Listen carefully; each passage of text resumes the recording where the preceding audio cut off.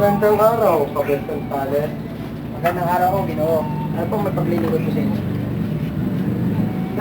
Naisip ko lang namang makikita sa iyong bahay. Kahit isang araw, isang gabi man lang. Ginoo. Total naman, ito ang pinakamalaking bahay sa kanayong ito. Ligayang Pasko po, Kabesan Pales. Ligayang Pasko. May bisita pala sila. Maligayang Pasko sa inyo. Maligayang Pasko. Hey, dito, may alahan. Ito, mag-aalahan. Wow! Ligayang Pasko. Maligayang Pasko. Maligayang Pasko. Maligayang.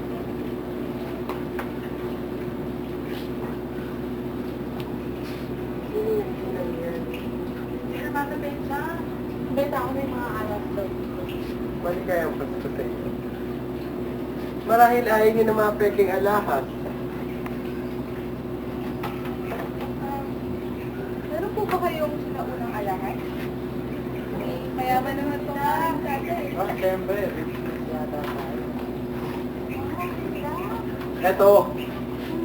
Ito ang brilyante sa unang iyong hinahanap.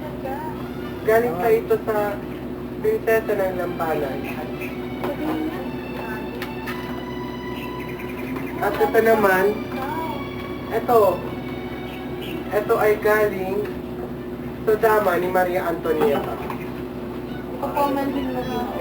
Ano yun? Tama lang ito para yari sa Bersin natin. O, hindi ko makakasama. Magkano ba ito? Breast meal lang po. Mahal? Tama lamang para yan ito. Hindi ko kunin ba ito?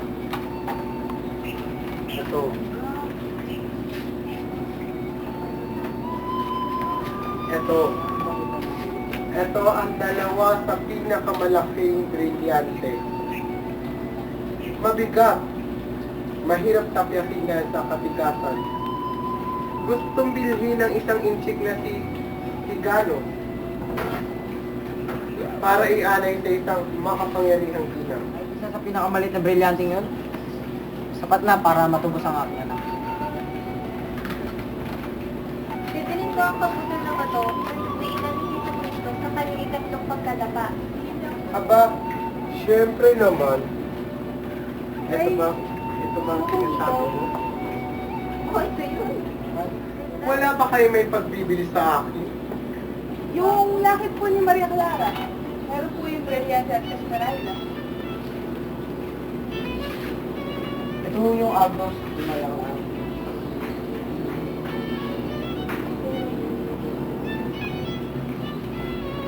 Maaari niyo po bang ipagbili sa akin? 100, 500 piso. Kahit ano, pumili na kayo dyan. May pagbili na po. Gusto nyo, sasaguhin muna ako sa akin.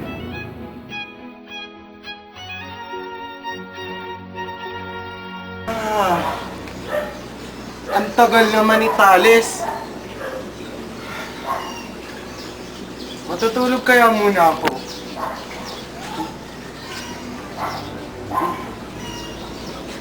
Ang tagal. Teka, asan ang revolver ko?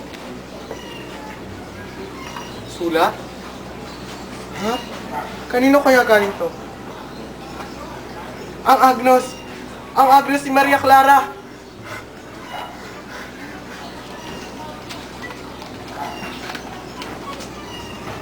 Kay Kabesan Thales? Ipagpatawad nyo, Ginoo, sapagkat kayo'y aking pinagnakawan sa loob ng aking pamamahay. Ngunit ito'y udyok ng pangangailangan.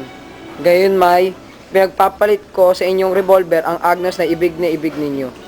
Kailangan ko ang sandata sapagkat makikisama ako sa mga tulisan.